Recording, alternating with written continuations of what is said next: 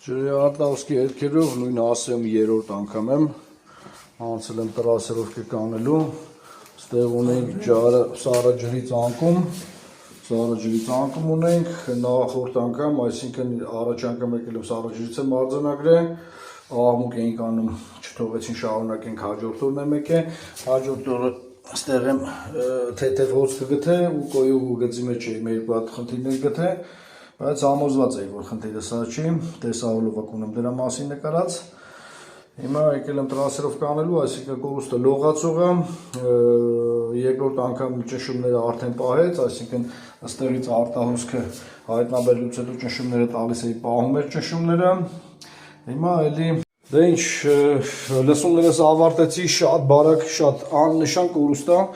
այսինքն ակուստիկայով այս հատվածում եմ լսում, նաև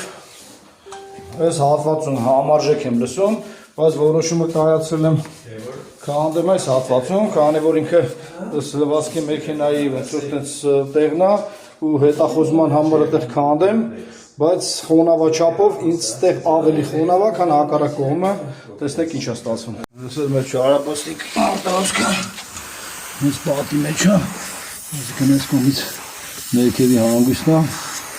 հեսա պատիրը կնիգնում մոտ է ջրի տեսքով տեսնի, հեսա բաց եմ։ Այս էլ մեր ջուրը։